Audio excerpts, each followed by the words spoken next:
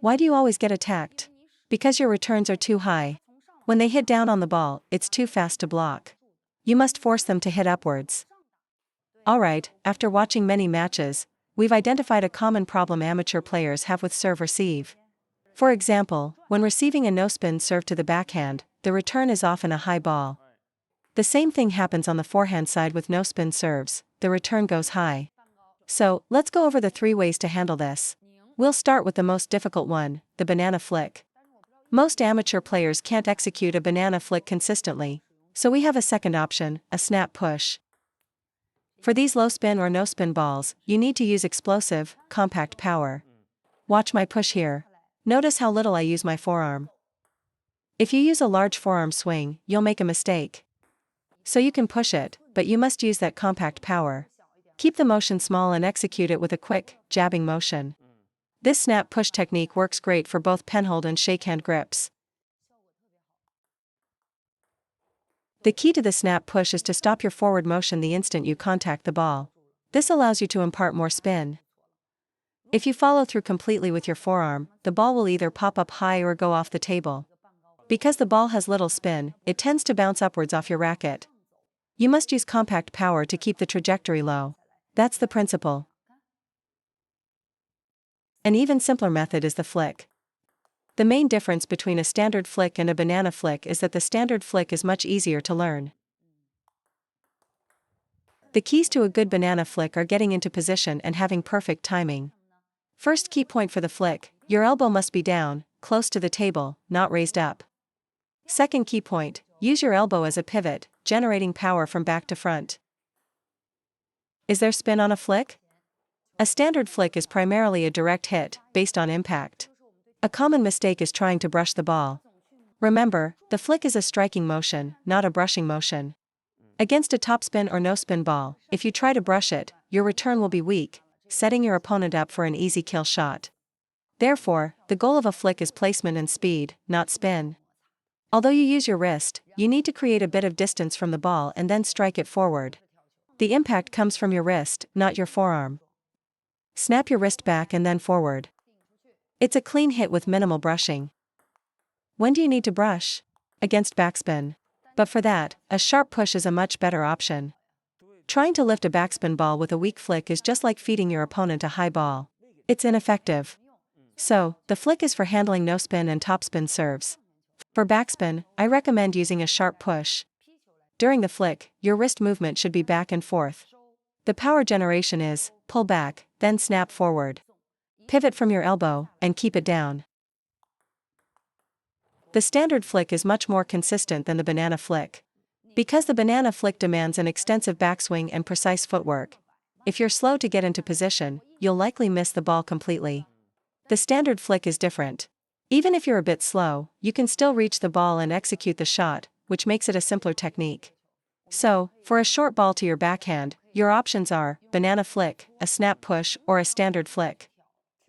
Now for the forehand side. If you receive a heavy backspin serve, you should use a smooth, controlled push. If it's a no-spin or low-spin serve, you need to use a snap push with that jabbing motion. But what if you can't read the spin on the serve? If you treat it as no-spin, you might push it into the net if it actually has heavy backspin. And if you treat it as heavy backspin but it's not, you'll pop the ball up. So I start with an upright racket face, then open it flat. This is where the sidespin push comes in. It's a safe, all-purpose solution. A flatter racket face prevents the ball from going into the net if it has heavy backspin, while an upright angle keeps the push from popping up too high. With this neutral angle, as long as you brush the side of the ball, it's very difficult to make an error. It's a very safe, conservative return. That's why everyone needs to learn the sidespin push. Whether the serve is sidespin topspin or heavy sidespin backspin, the sidespin push can handle it. The main downside is that your return won't have much pace or spin, but its biggest advantage is consistency. The sidespin push works against almost everything, no spin, sidespin topspin, sidespin backspin, except for very deceptive, high-kicking hook serves.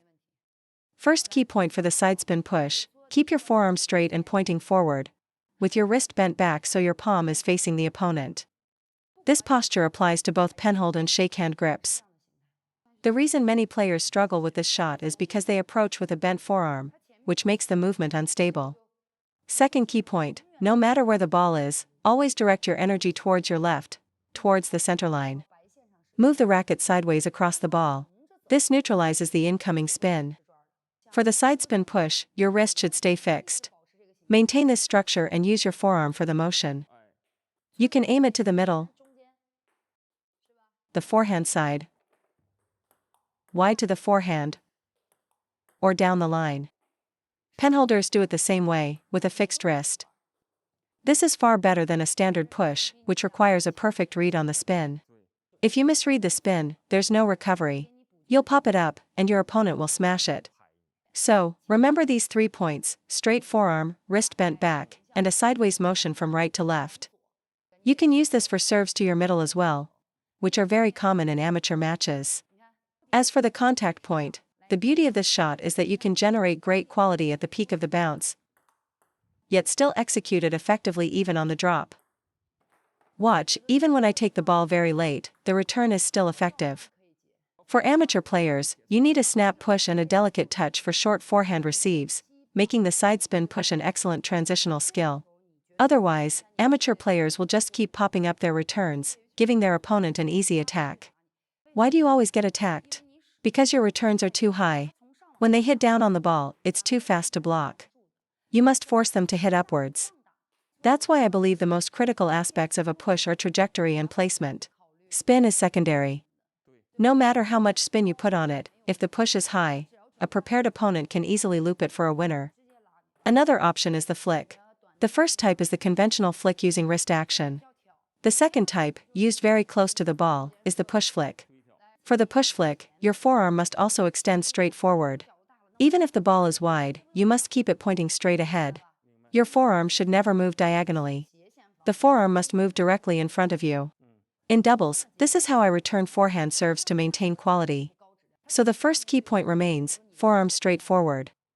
The most crucial detail is the change in your grip. For both grips, you must feel like you're pressing the black rubber downward.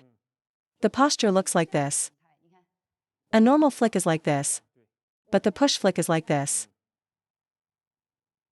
The key to the push flick is the fixed wrist, which makes it very stable. Its drawback is that it lacks the explosive power of a conventional flick. A conventional flick is all about generating a powerful shot, but the excessive wrist movement makes it prone to errors. The benefit of the push flick is that your wrist is locked. This allows you to control high-kicking sidespin serves by pressing down, but the return won't be as fast as a regular flick. Every technique has its pros and cons. If you use a power flick, it's risky but very explosive. If you use a push flick, it's very consistent, but the quality of the shot will be slightly lower. The key to the push flick is to lock your wrist completely.